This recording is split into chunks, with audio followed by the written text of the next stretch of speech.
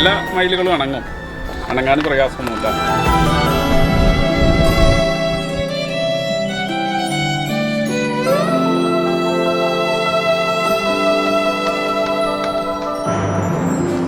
കാണുന്നത് എന്താ വെച്ചെങ്കിൽ പെറ്റ്സിന്റെ ഒരു പൂച്ചയുടെ പാസ്പോർട്ടാണ്. പൂച്ചയ്ക്ക് കാറ്റ്സിന് ഓൾറെഡി വാക്സിനേറ്റഡ് ആണ്.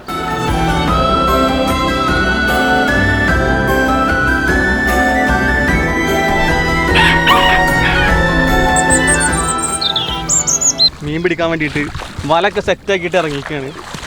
വല വീശാനുള്ള പരിപാടിയാണ്. ഹായ് ഫ്രണ്ട്സ്, എല്ലാവർക്കും മറ്റൊരു കിടിലൻ വീഡിയോയിലേക്ക് സ്വാഗതം. അപ്പോൾ ഈ കാണുന്നത് നാട്ടിലൊക്കെ നിയമവിരുദ്ധമായി വളർത്തുന്ന ഒരു സാധനമാണ് മയിൽ. ഇന്നത്തെ ഒരു വീഡിയോ എന്ന് പറഞ്ഞു കഴിഞ്ഞാൽ സൗദിയിലെ ജിദ്ദയിൽ ഒരു മലയാളി വളർത്തുന്ന ഒരു കിടിലൻ പെറ്റ്സിന്റെ വിശേഷങ്ങളും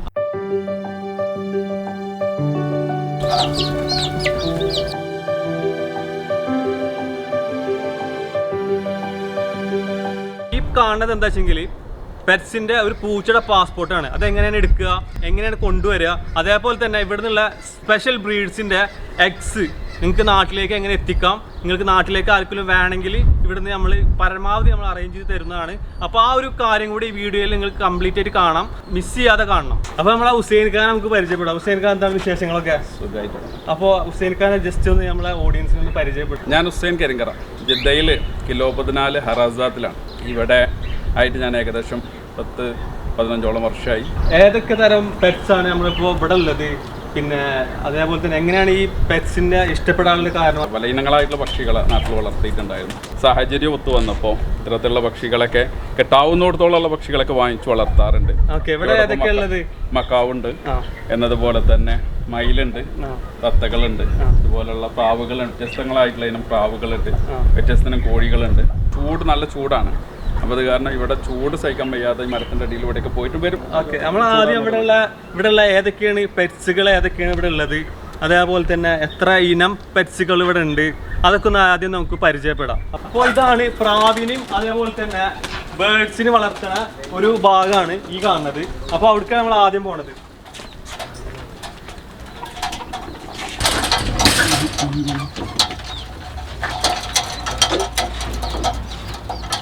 അവിടെ ഏതൊക്കെ തരം ബേർഡ്സിനൊക്കെ ഇവിടെ നമ്മൾ അറേഞ്ച് ചെയ്തിട്ടുള്ളത്?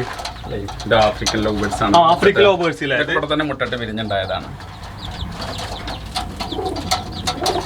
എത്ര പേരുണ്ട്? എത്ര പേരുണ്ട്? അത് ഏകദേശം 3 പേരുണ്ട് അല്ലേ? അപ്പോൾ ഇതാണ് ആഫ്രിക്കൻ ലവ് ബേർഡ്സ് ആണ്. ഇതിന്റെ പച്ച കളർ കണ്ടില്ല നേരത്തെ? ഇതാണ് ആഫ്രിക്കൻ ലവ് ബേർഡ്സ്. ഇത് കറുവാൻ നല്ല ഇറക്കുള്ള തന്നെയാണ്, വലിയ കുഴപ്പമൊന്നുമില്ല. അത് വേറെയുണ്ട്, വ്യത്യസ്തങ്ങളായിട്ടുള്ള. പാറിപ്പോയതാണോ പിന്നെ കിട്ടിയതാണോ? അതെങ്ങനെയാ ഇത് പാറിപ്പോയത്? എങ്ങനെയാണ് കിട്ടിയത്? പോയി പിന്നെ അത് കഴിഞ്ഞോട്ട് അടുത്ത വീട്ടുകാരുണ്ട്, അവര് കിട്ടി, അവര് കൊടുന്നു. അതിനടുത്തുള്ളവരൊക്കെ നല്ല സഹകരണമാണ്. ഇത്തരം ജീവികളെ വളർത്തുന്നത് ശബ്ദം ഉണ്ടാക്കുന്നതാണല്ലോ. അപ്പോൾ അത് കാരണം വലിയ പ്രശ്നമാണ്. അപ്പോൾ ഇവർക്കൊക്കെ നന്നായിട്ട് അറിയാം, കാരണം വിഷയമല്ല. പ്രാവുകളൊക്കെ മുട്ടിട്ട് കിടക്കാണ്. വ്യത്യസ്തങ്ങളായിട്ടുള്ള എന്ന പോലെ തന്നെ എന്താണ് പറയാ, റഗാശി, നമ്മുടെ നാട്ടിലെ മയിൽപ്രാവ് എന്നൊക്കെ പറയും, അതൊക്കെ പുറത്തുണ്ട്. അങ്ങനെയുള്ള വ്യത്യസ്തങ്ങളായുള്ള പ്രാവുകളാണ്. ഫ്രില്ല് ഒരു പ്രാവ് മുട്ടിട്ടിട്ട് വിരിഞ്ഞിട്ട് ഇരിക്കുന്നുണ്ട് അവിടെ, ഏകദേശം ചെറിയതാണ്. ഒരു ചൈനീസ് കോഴിയാണത്, എന്ന പോലെ തന്നെ അതിൻ്റെ മുട്ടയാണത്.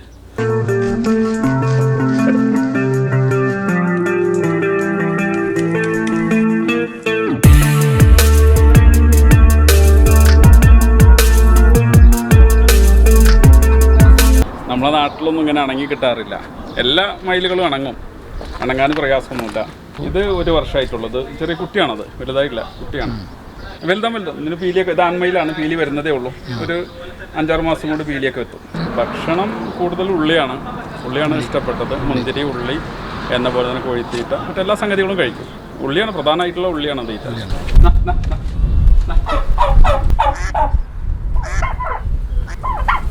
ചെറുപ്പത്തിൽ കോഴിമുട്ടയുടെ മറ്റേ ഉള്ളിലെ മഞ്ഞക്കുരു അങ്ങനെയൊക്കെയുള്ള സംഗതികളൊക്കെയാണ്. എന്ന പോലെ തന്നെ മറ്റേ അണ്ടിപ്പരിപ്പ്, ബദാം, ഇതൊക്കെയാണ് വളരെ ചെറുപ്പത്തിൽ കൊടുക്കുന്നത്. അപ്പോൾ ഇവിടെയുള്ള ഈ പെറ്റ്സിനൊക്കെ എവിടെ നിന്നാണ് കളക്ട് ചെയ്യല്? പിന്നെ ഇതിൻ്റെ ഇവിടുത്തെ ഈ കസ്റ്റമേഴ്സ് എങ്ങനെയാണ്? ഇത്തരത്തിലുള്ള പക്ഷികൾ, വിവിധങ്ങളായിട്ടുള്ള പക്ഷികൾ, പറവകൾ, കോഴികൾ, മറ്റുള്ളതൊക്കെ ഇവിടെ സ്വദേശികൾ വളർത്തുന്നുണ്ട്.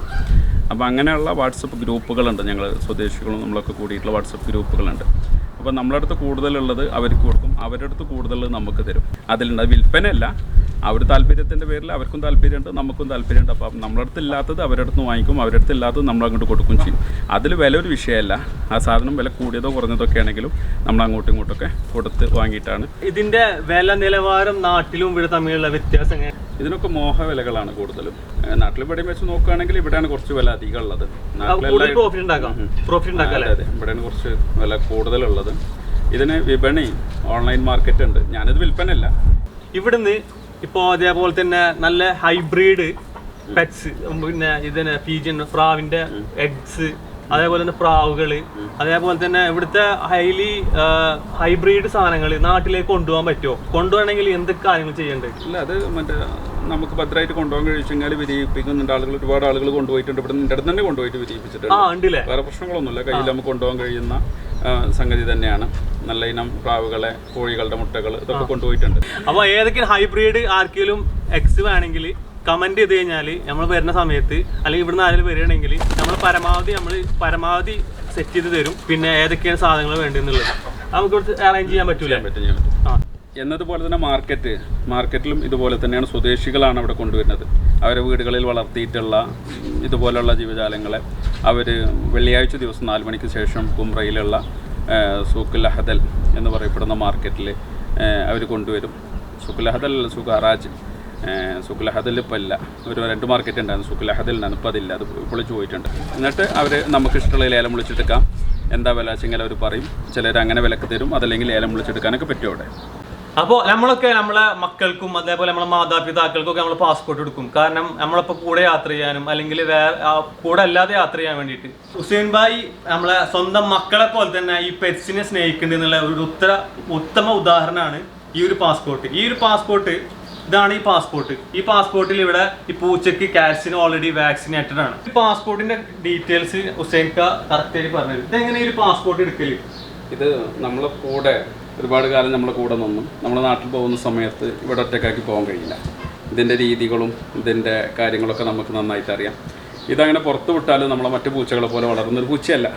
അപ്പോൾ അതുകൊണ്ട് തന്നെ നമ്മളെ കൂടെ കൊണ്ടുപോകാനുള്ള അതാണ് ഇപ്പോൾ ഈ പാസ്പോർട്ട്. പാസ്പോർട്ട് എടുക്കണമെങ്കിൽ സ്വല്പം പ്രയാസമുണ്ട്.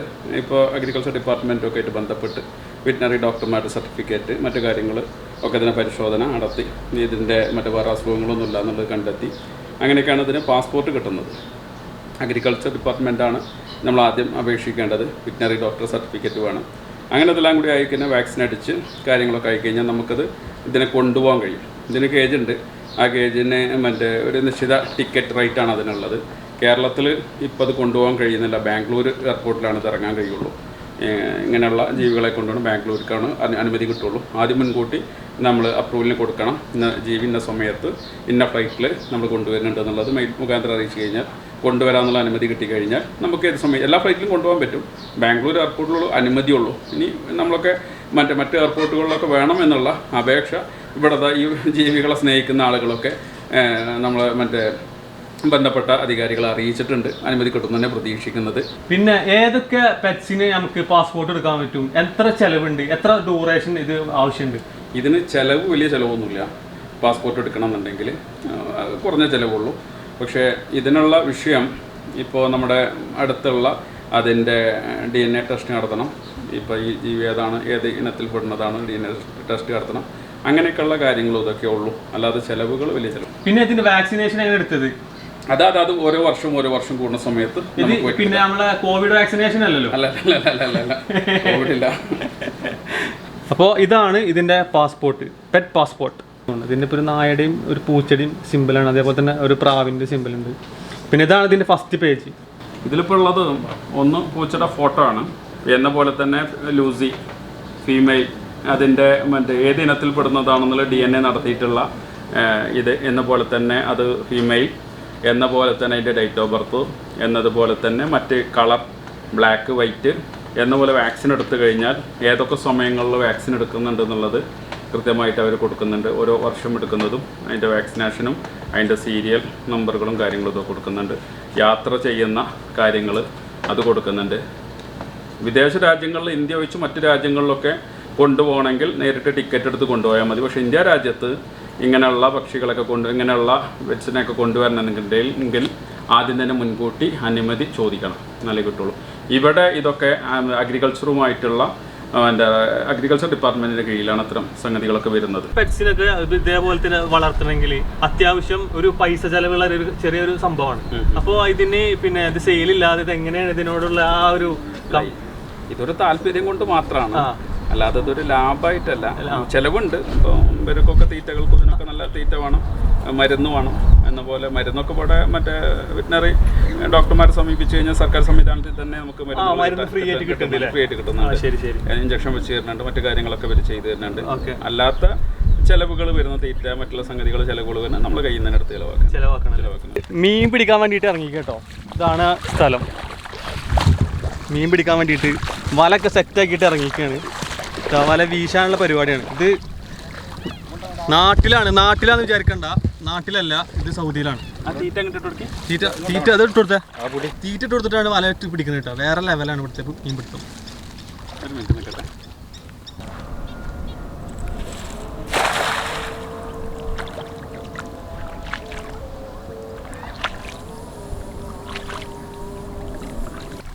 അപ്പോൾ നമ്മൾ വല വീശിട്ടാ, ഇനി വല വീശിട്ട് മീൻ കിട്ടുമോ നോക്കി നോക്കാം. നമുക്ക്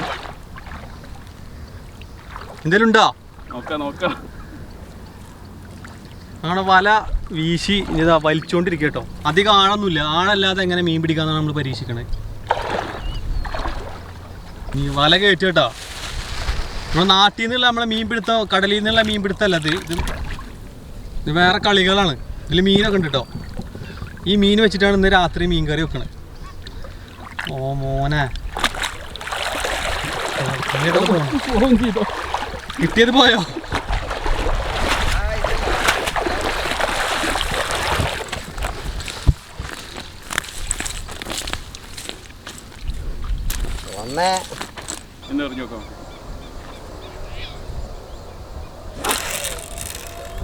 പിടുത്തം കഴിഞ്ഞ് അതുപോലെ തന്നെ പക്ഷികളെ കണ്ടു. മീനതിൽ ആദ്യം ഉണ്ടായിരുന്നില്ല. പലർക്കും ഒരു സംശയം ഉണ്ടായിരിക്കും ഇവിടെ എങ്ങനെയാണ് ഈ വെള്ളം എന്നുള്ളത്. ഈ വെള്ളം ചീത്തവെള്ളമല്ല, മറ്റേ കട്ടർ വെള്ളമല്ല. ഇവിടെ മുമ്പ് ഒരു 5 വർഷം മുമ്പ് ഇവിടെ ഇങ്ങനെ വെള്ളക്കെട്ട് ഉണ്ടായിരുന്നില്ല. ഇവിടെ ഒരു വെള്ളപ്പൊക്കം ഉണ്ടായതിന് ശേഷം, ജദ്ദയിൽ വെള്ളപ്പൊക്കം ഉണ്ടായതിന് ശേഷം പിന്നീട് ഒരു ഡാം ഇവിടെ നിർമ്മിക്കുകയുണ്ടായി. ആ ഡാം നിർമ്മിച്ചതിന് ശേഷം മഴവെള്ളം സംഭരിച്ചുകൊണ്ട് അത് കെട്ടി നിൽക്കുന്ന വെള്ളമാണത്, അല്ലാതെ വേസ്റ്റ് വെള്ളമല്ല. അതിൽ മീൻ ഞാൻ കൊണ്ടുവന്നിട്ട മീനാണിതിൽ. മോശുവിനെ കൊടുത്തിട്ടുണ്ട്. ഇതിൽ ഓപ്പിയുണ്ട്. പിന്നെ അതുപോലെ തന്നെ ചില അലങ്കാര മത്സ്യങ്ങളും ഉണ്ട്. അത് നന്നായിട്ട് വളർന്നിട്ടുണ്ട്. ഇപ്പം ഇഷ്ടം പോലെ മീനാണ്. പലരും വന്ന് മീൻ പിടിക്കാറുണ്ട്, കൊണ്ടുപോകാറുണ്ട്. നല്ല രുചികരമായിട്ടുള്ള മീനാണ്. ഞാൻ കൊടുത്തിട്ടാണ്. മറ്റാരും കൊടുത്തിട്ടല്ല. അപ്പോ ഇത് സംഭവം എന്ന് വെച്ചെങ്കിൽ ഈ ഇതിലുള്ള മീനുകളൊക്കെ നമ്മളെ ഹുസൈൻക്ക് അവിടെ കൊടുത്തിട്ടുള്ള മീനുകളാണ്. പിന്നെ അത് ഇപ്പോൾ വളർന്ന് അതിന്റെ കുട്ടികളായി, അതിന്റെ പേരക്കുട്ടികളായി വളർന്ന് ഒരു വലിയ സമുദ്രമായി.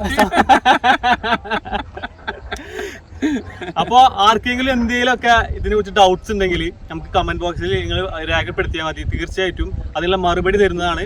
ഈ വെള്ളക്കെട്ടിന്റെ ലൊക്കേഷൻ കിലോ 14 ഹറാസാത്ത് റോട്ടിൽ, പഴയ ഹറാസാത്ത് റോട്ടിൽ ഏതാണ്ട് കിലോ 14 2.5 കിലോമീറ്റർ പോന്നു കഴിഞ്ഞാൽ ഇടതുവശത്തായിട്ട് നോക്കിക്കഴിഞ്ഞാൽ ഈ വെള്ളക്കെട്ട് കാണാം. ഇന്നത്തെ ഈ വീഡിയോ എല്ലാവർക്കും ഇഷ്ടപ്പെട്ടെന്ന് വിചാരിക്കുന്നു. അപ്പോൾ ഹുസൈൻക്ക് എല്ലാവിധ ഭാവങ്ങളും, ഇതുപോലെ തന്നെ ഒരുപാട് പക്ഷികളെയും അതേപോലെ തന്നെ ഒരുപാട് സാമൂഹിക പ്രവർത്തനവും ഇതിലും കൂടുതൽ നടത്താൻ പറ്റട്ടെ എന്ന് ആശംസിക്കുന്നു. അപ്പോൾ ഓൾ ദി ബെസ്റ്റ്. എല്ലാവരും ഈ ചാനൽ സബ്സ്ക്രൈബ് ചെയ്യുക, കിണി അടിക്കുക. ഓക്കെ.